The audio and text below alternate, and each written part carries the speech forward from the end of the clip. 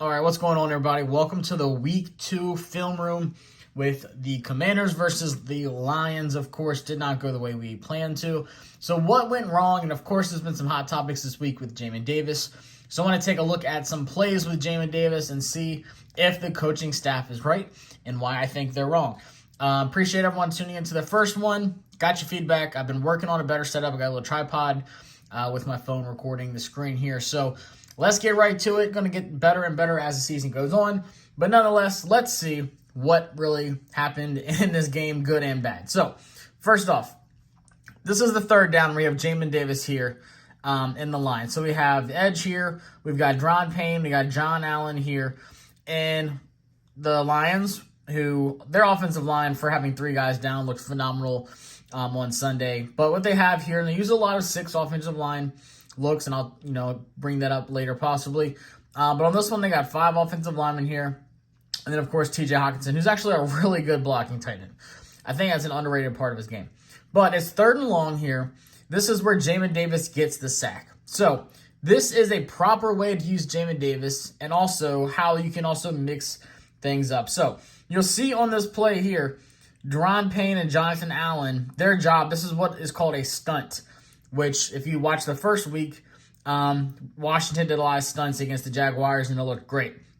Now, the Lions did a lot of stunts on Washington as well, and they killed us on it. So what's going to happen here is Payne and Allen are going to crash this line here, and they're going to see Jamin Davis just sweep around to the outside and come up the gut and get Goff. So let's see how it really progresses. He's in line. You see, I want to say it's Derek Forrest over here. Can't tell. Might be St. Juiced.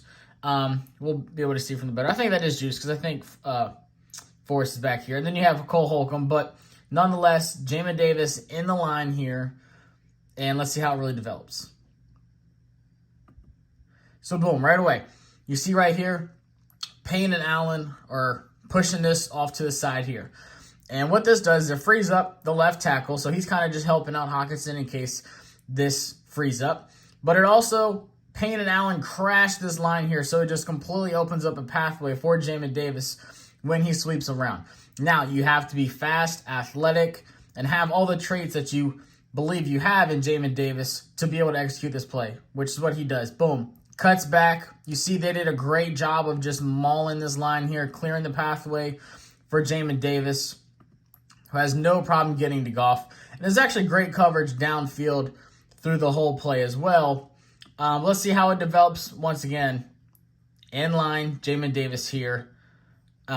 You'll see Payne, Allen just crash this line and see how much this lane is actually open here. So the ball is hiked. Boom.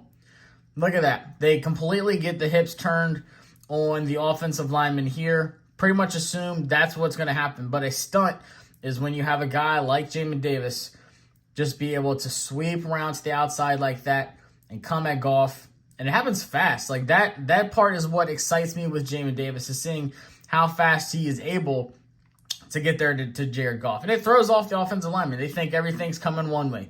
They think the pressure and lines all coming this way until Jamin Davis just swoops around and gets a big sack on 3rd down. That's what you see a lot of with Jamin Davis. Now, what you could get from this as well, which I would expect to see in the future, mix things up. You have Jamin Davis in the line here. Say they snap it, and you don't have Allen and Payne just completely crash the line here. You have Jamin Davis, as you see Cole Holcomb here, going out to the right side, whether it's zone, whether it's man. Then you can have Jamin Davis going back into coverage, just mixing things up, dropping it here, say as like a spy if you're playing against a mobile quarterback like Jalen Hurts, or just to kind of close off that middle that looks like it's open. Imagine him just dumping off into coverage. The quarterback doesn't really see that as he goes through his progressions. So just something else you can keep in mind just to mix things up so they don't just assume that Jamin Davis is going to blitz on every single play that he's crowded the line, and you do have a Cole Holcomb and a St. Juice down there like that. So mix things up, use his athletic ability. You saw the good with him getting the blitz here on this play, but also mix it up to where he could drop into coverage and not, be doing a stunt. It's just guys winning up front. Payne attacking their guy head on. Allen attacking his guy head on. And just being able to have some coverage ability so they don't give up some of these short plays like that Swift play coming later up. That's just one of the plays with Jamin Davis. I want to look at another play that I saw people blaming Jamin Davis on, which was ridiculous, and that was the big run play by DeAndre Swift. So let's take a look at that one next. All right, so here is the DeAndre Swift long run. If he was at 100%, he probably would have just walked into the end zone on this one. Literally the first play. We just punted the ball. This is the first play of their drive. So let's break it down. You have your lineman here, but that's not what I'm worried about. Jamin Davis, Cole Holcomb. This here, rookie Percy Butler, who I think is the big whiff on this play, and then Kendall Fuller. So in this play, and you will watch it develop, I saw a lot of people saying, oh, where's Jamin Davis going? Why? This is on Jamin Davis. There is nothing in this play that says it is on Jamin Davis. And I'll show you both views once again. You see Jamin Davis here. He is responsible for this side, this gap here.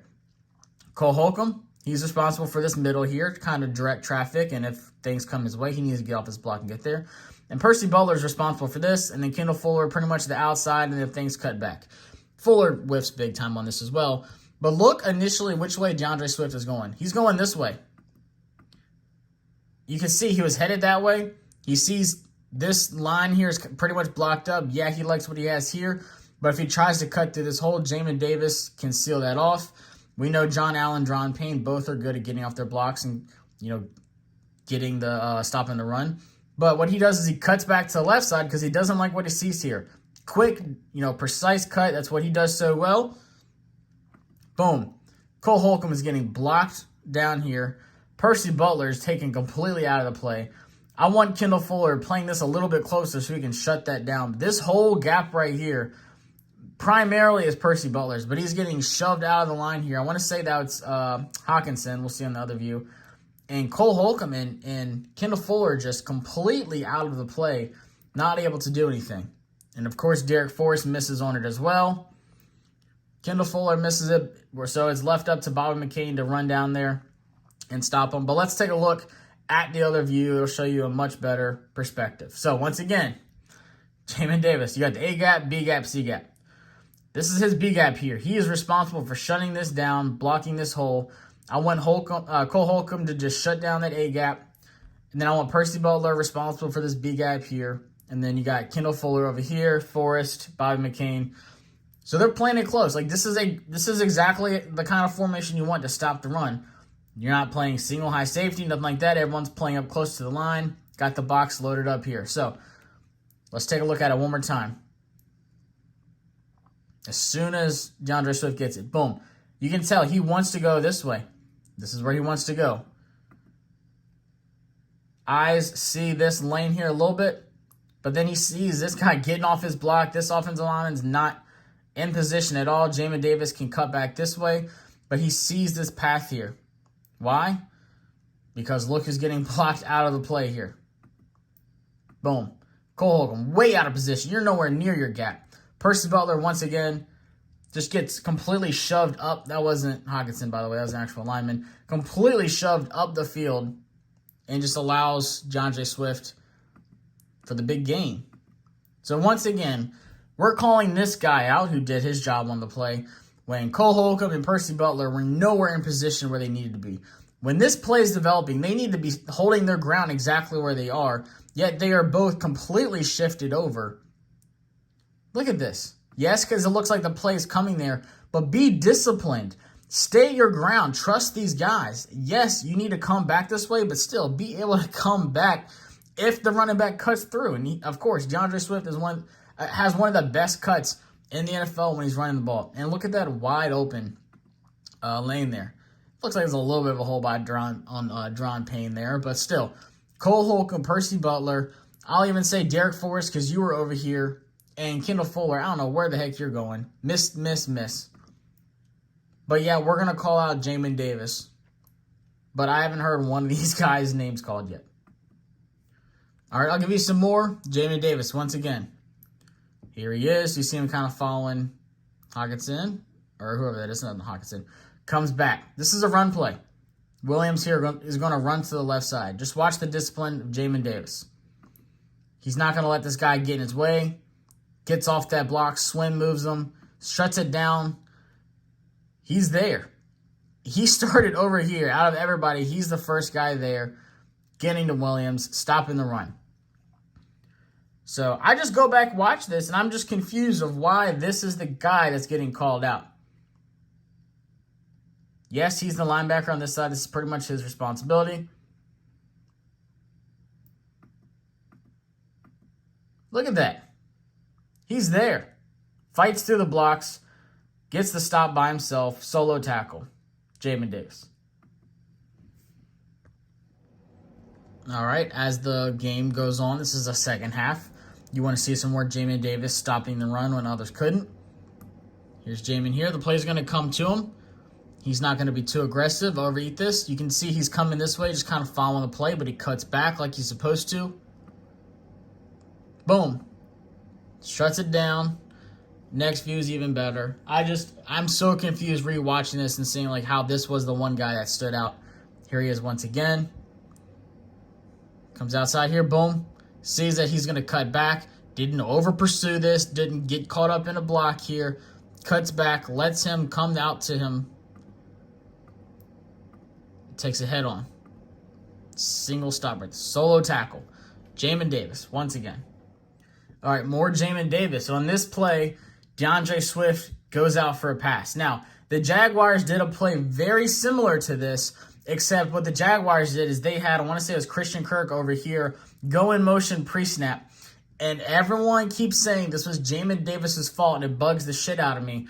Because if you watch the Jaguars game film, once again, you will see St. Juste is cutting across the field at the time that the ball is snapped, and he runs into Jamin Davis as Jamin Davis is following. I want to say it's Travis Etienne, and Travis Etienne catches it around here, almost at the exact same spot on the field. But this play, Jamin Davis actually has the chance to run with DeAndre Swift, and we know how good he is. We saw it this Sunday. But this is Jamin Davis showing his coverage skills. Not too aggressive, not playing too soft, because Swift could easily go down here. I feel like he's in a great position right now. And he does a really good job following him. The ball is slightly overthrown, but still, I like what I saw from Jamin Davis in coverage on this play. He's sticking with them. This is a great running back. I think he executed it well. I think he was running stride for stride with him. If he was any closer and he starts tugging on him, that's an instant flag. So I fully love what I seen on that play. I saw enough out of that play saying Jamin Davis could have covered Travis Etienne that same way if St. Juste didn't run into him on the way to follow out Travis Etienne. So we've seen blitzing. We've seen pass coverage by Jamin Davis. Now let's look at some run stopping when other guys were not run stopping.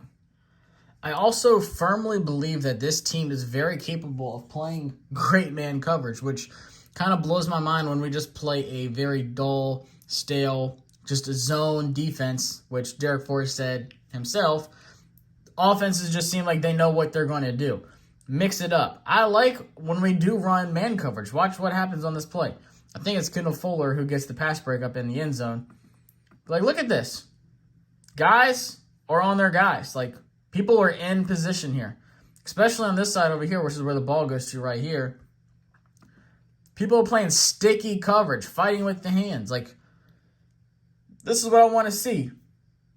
Confident, aggressive guys sticking to their wide receivers. Pass breakups. That's what we need. Does it always work? No. But I feel like we are much better in man than we are in zone. This is what I want. I want guys sticking to hips, fighting hands, being aggressive. All right, here's the Amon-Ra St. Brown touchdown. Which one? I know. The one where William Jackson slips up in the end zone, and it sucks because he actually played great coverage on this play. But still, let's take a look at what Washington ran. So, obviously, we got 5 linemen for the Lions here. It's pretty much obviously they're going to pass this. So, what does Washington do? You've got 1, 2, 3, 4, 5. 5 on the line here. You're playing corner. You got St. Juste in the slot here, so this is a nickel. But you got 5 here, only 1 linebacker. William Jackson, Bobby McCain, Derek Forrest. And once again, great coverage. Washington showed last week, if you get to the quarterback, create pressure, big things can happen. You can get picks. Quarterbacks can't have the time to throw the ball. And this was a great play at first. And it should have finished out as a great play. Washington gets the pressure. No stunts, nothing like that. Just straight up beat your guys. And guys are winning here. Win. This guy's winning. Goff has to step up. Dudes are in his face. He still has pressure. He's about to get more pressure from him, and he's about to get hit from this guy as he throws it. But look at William Jackson over here. Sticky man coverage. This is what we want out of William Jackson III. This is how he's supposed to be playing this. Great coverage. But just falls down, just slips. The stupidest mistakes are so costly. And Amon-Ra St. Brown looks like Calvin Johnson just mossing him because he's just laying there. Once again, Washington brings pressure. Cole Holcomb's the only linebacker in on this play. They get pressure. But he slips. He's struggling getting up now. And he's just completely out of position to get it. It sucks because the whole play went exactly how it's supposed to. Let Jared Goff be uncomfortable. Make him just try to make something happen. And I firmly believe it is William Jackson III was in great position the whole play until he slips up at the worst possible timing. The worst possible time. And Amon-Ra St. Brown is just there. I don't think it was a good decision by Goff to even throw that because of how it looked before he slipped. But nonetheless, mistake leads to a touchdown. All right, this is disciplined defense in the secondary, especially with great communication and high IQ from Kendall Fuller, because this could have been just the absolute nail in the coffin if it wasn't already, and just made things ugly and embarrassing, even more so than it was in the first half. So this here is when Detroit tries to run their little flea flicker, little trick play. So Goff throws it out here. He's going to throw it back. Kendall Fuller's down here. Watch what happens. Gets it back, throws it to him. Kendall reacts. He knows what's going on. He reacts immediately and goes and covers him out there, who probably would have had a touchdown if Kendall Fuller's not there. If Kendall Fuller stays around that spot down there, it could have got real ugly real quick. Can't really see too much from this view. At the bottom of the screen, you kind of see him there. But just in a position, he had Derek Forrest beat. Big time. Absolutely on this play, he had him beat. Let's take a look at it one more time. Kendall Fuller, this is what we need more of. Here he is down here. Watch how he reacts as the play develops. He sees, oh, it's a run. He said, no, it's not. I don't like what I'm seeing. Something's up over here.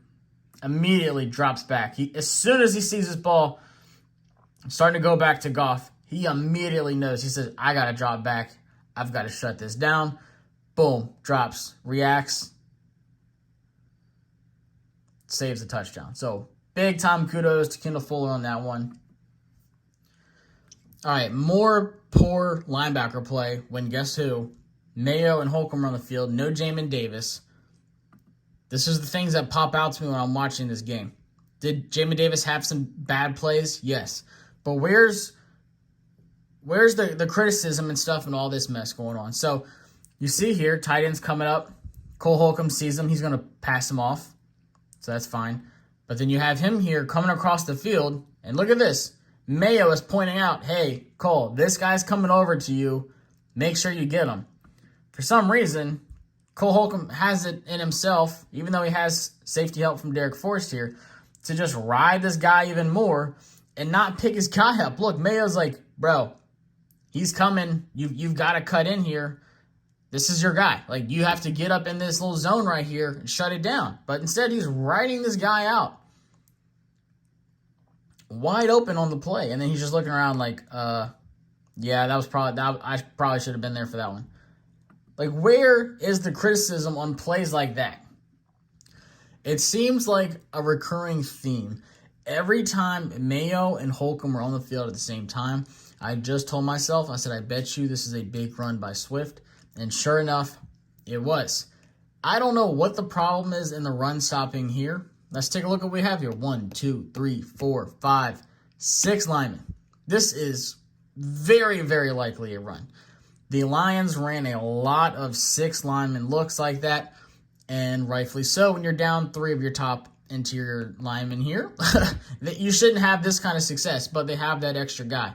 Now, what I don't get is, as the play develops, the lane, it seems like Holcomb's supposed to have this lane, and Mayo's supposed to have this lane here. And of course, it looks like he's cutting on this side towards Holcomb. It just seems like he was way too aggressive. Like, why are you that wide and just leaving this wide open? And second, Mayo, why are you not getting over there? Like, now you're sitting here spin moving. You got caught up in all this traffic. I don't even think he was getting blocked. If anything, Holcomb was getting blocked way wide and just creates this massive hole. I'm just confused. Like, what's the responsibility? What's the assignment for these two guys? Where are they supposed to be run blocking? Like, where's the run defense at all in this? I get it, Holcomb. You don't want something to go out wide here. You got a little bit of help kind of holding this down, but he just keeps going. And then Mayo, as you see him go this way, why are you not getting over there?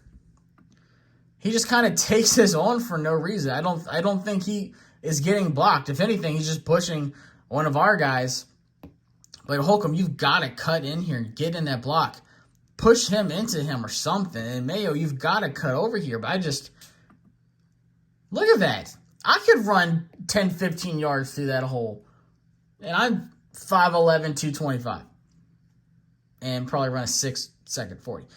But, like, what is this gaping hole here? And luckily, Forrest doesn't miss a tackle, or we're screwed. All right, and we have heard a lot about the bunch and how the bunch formation on offense is really giving Washington fits and why. Well, it seems like we've had miscommunication problems since 2003. It just seems like it's been going on forever. And what the bunch formation does, what you see down here, is lets the offense kind of exploit the defense. And what you really want to do is go to the flanker, which is Amon-Ra St. Brown on this play. That's the main guy you want to get the ball in his hands. Now, how do you do this? You confuse the defense. And what the bunch formation does, it allows the defense to, one, in man coverage, not press the wide receivers at the line. And two, if it is man coverage, it gets people confused. You saw it in the video last week when I showed how Curtis Samuel made the corners switch assignments and had to cross paths, and it just didn't work out. So Curtis Samuel was open on that first touchdown. This is what the bunch formation does, and I expect a lot of this from the Eagles. Expect a lot of RPO in the bunch formations where they're running run option. And they'll set it up. They'll do screens down here to Devontae Smith.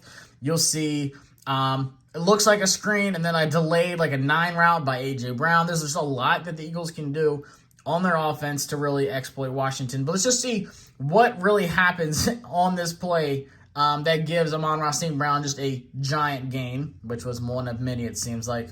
So they're in the bunch. You can tell they don't do any kind of pre-snap motion before the play, but to show that it's man. But as soon as the ball is hiked, you can tell that it's man coverage. They bring Jamin Davis on a delayed blitz for those watching, but you can see every single guy is following. Now, this is where all goes wrong.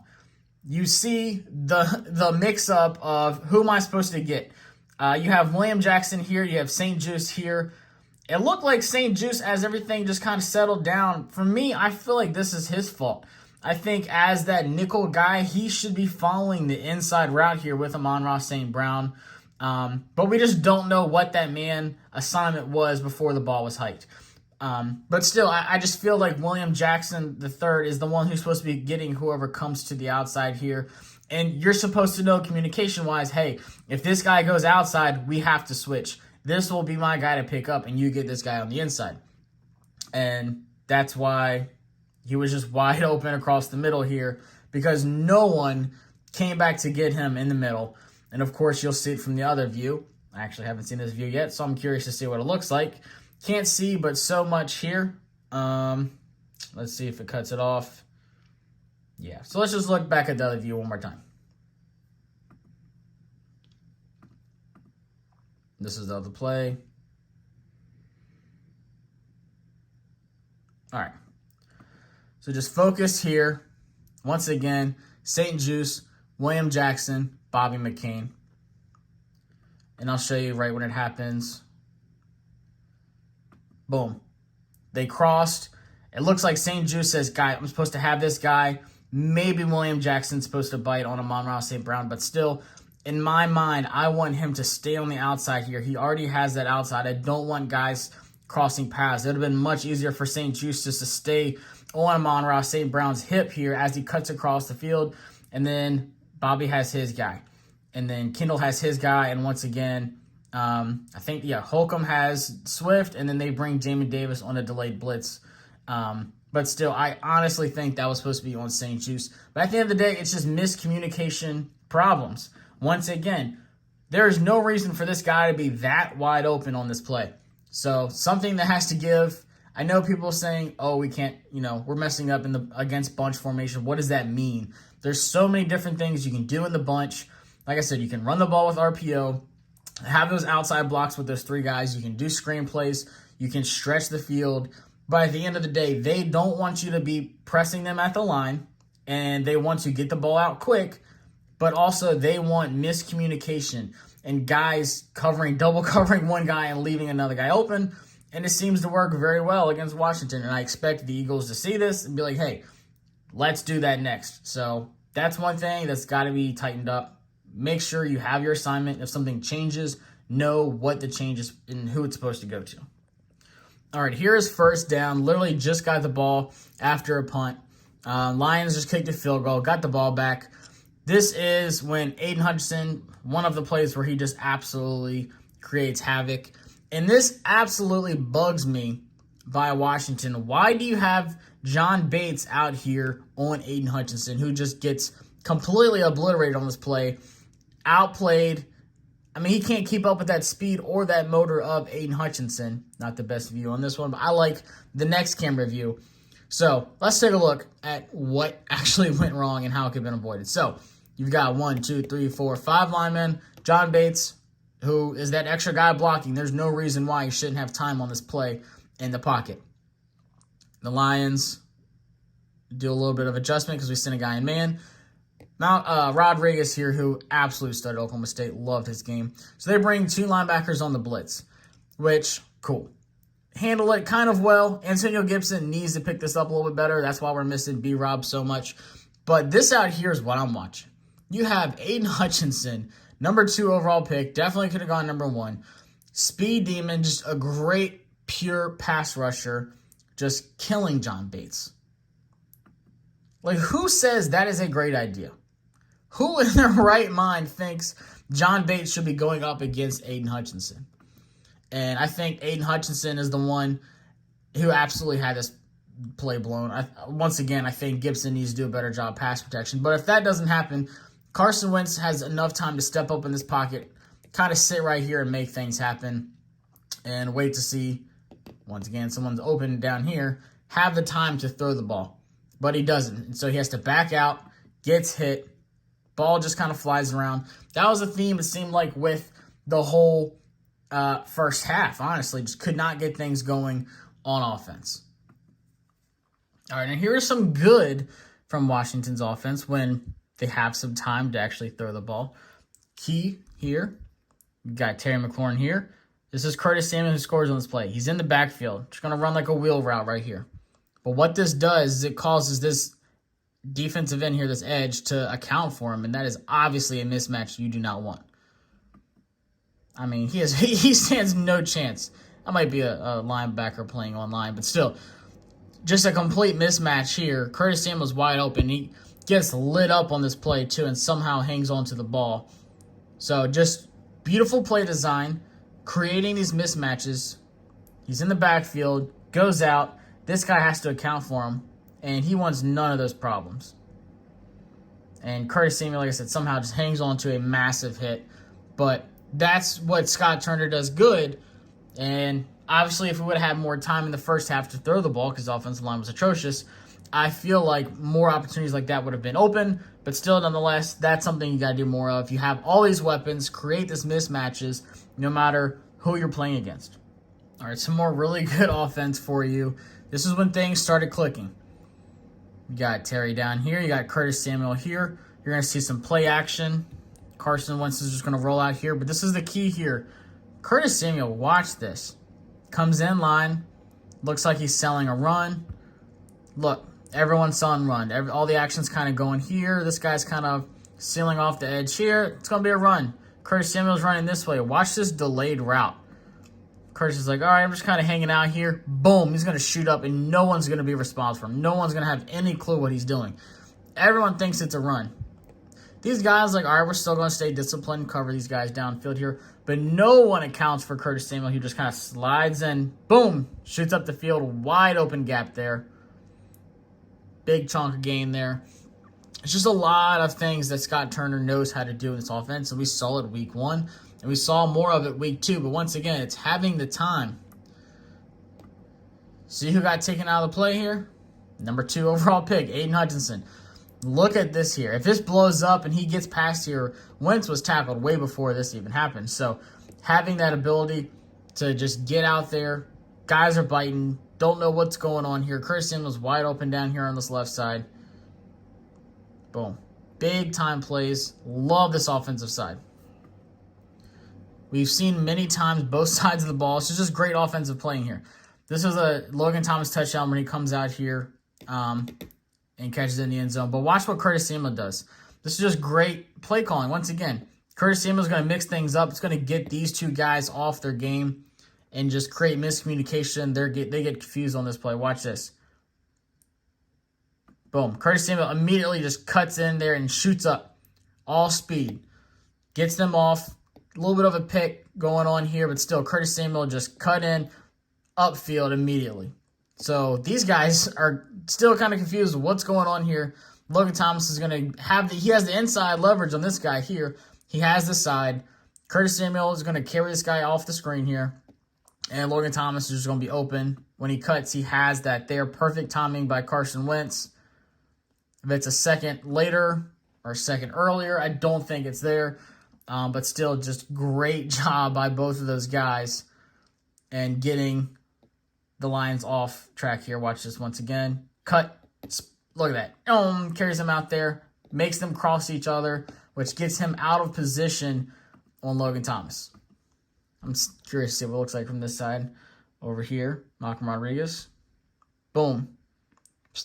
Seen a little bit of it, but still nonetheless, gorgeous play. Great pass by Carson Wentz. Mixing things up. Easy touchdown for Logan Thomas. Once again, it just seems like a chess battle of who can get whose defense out of position. You'll see Amon-Ra St. Brown starts up here. St. Juice is covering him. He's going to go in motion and just create all kind of traffic here. And he's going to, I think it's DJ Chark, just going to run a little slant here and just get everyone out of position. No chance here. This is just, once again, it's so frustrating. Is it a pick? Possibly. But at the end of the day, do you really expect St. Juice to just run through this traffic? I want to see, St. Juice pick this guy up and William Jackson come here. Just switch assignments when something like this happens.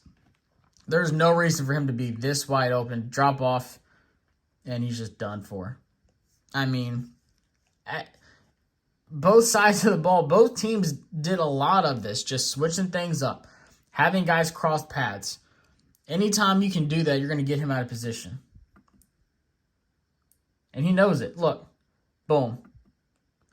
Blows him up, but it's too late. There's no one even close to him. It's just easy work from Amon-Ra St. Brown, and it's so frustrating. And I'm going to end with, obviously, the most embarrassing play of the whole game. The DeAndre Swift falling down, checking his stocks, having the time to get back up. I think he went to the store, then walked to the end zone. There's just no reason for it. It is so frustrating because look at this. It's obviously a passing play. It's 3rd and long. You're bringing the heat. 1, 2, 3, 4, 5, 6 coming. Everybody's just pretty much playing like some prevent back here. I'm not saying it's a bad play call, but just what happens on this play? There is no effort on this play except for these guys up front here who are getting after it. And you know who's in his face first? Jamin Davis. You have Swift here. I'm not mad at what's going on here because they are there immediately. I mean, it's just like it's like a screen, but it's just like a deep screen. Instead of, all the blocking going on here, it's all going on up here. But how do you have 1, 2, 3 guys and a half? He doesn't really do much. And you have 1, 2, 3, 4, 5 defenders, and nobody can get to this guy. Not only are you 10, 15 yards behind where the ball's going, how are you not coming in? How are you not coming in? He falls down. This guy, even after, rushing the passer, comes back to try to help out, misses, overshoot. You'll see overshoot. All Swift has to do is cut back. 2 guys are getting caught up by the same guy here. How? Everyone's just completely out of position. Kendall Fuller, no chance in cutting back on that one. Misses. Just beyond frustrating because the play is there. What you wanted to do is there. You wanted to get in Goff's face, make him throw it fast. Once again, gets inside here. Getting the pressure. First one there, Jamin hits him. Everyone's in a position. You're not getting blocked. You're the only one that should be, holding up Hawkinson here. You're off the block. Get there. What is going on? It's just mind-blowing that you can let something like this happen. On this play, I'm not calling it on the play calling. Do I wish they weren't playing as far back? Yes. But at the end of the day, there's no reason 5 guys should have been outplayed by 3 to where Swift has the chance to get up and walk this one in. This is sad. This is just, there's no effort. No one's being aggressive. There's no confidence in any of these guys right here. And I think that's exactly what led to Swift getting up and being able to cut out that way. It's piss poor defense. Something's got to change or it's going to get ugly on Sunday. This one's kind of long, but still, I really wanted to take a look at everything. Jamin Davis, what went wrong, what was good. At the end of the day, I don't think Jamin is the one that should be singled out for this. I think playing where he's playing, he's doing a good job. The first week was rough. I saw a much improved Jamin Davis week 2. I think this was one of Cole Holcomb's worst games. David Mayo, who had a giant increase in snaps, looked terrible all game. I think he had 16 snaps this week compared to single digits last week, and Jamin Davis' snaps went down this game, which makes no sense to me. But still, I think once Cam Curl comes back, we will go back to using more 3 safety sets, thank God. And I think that will help a lot. And obviously, we are hurting for Chase Young right now. You need that generational guy on the outside getting pressure like you saw Aiden Hutchinson in this game, someone who can just take over a game. Sweat looked phenomenal week 1, did not have much of an impact in this game at all. I think Dron Payne looked good. Jonathan Allen was meh this game. But still, I came away saying Jamin Davis had one of his better games this game. For some reason, his snap count went way down.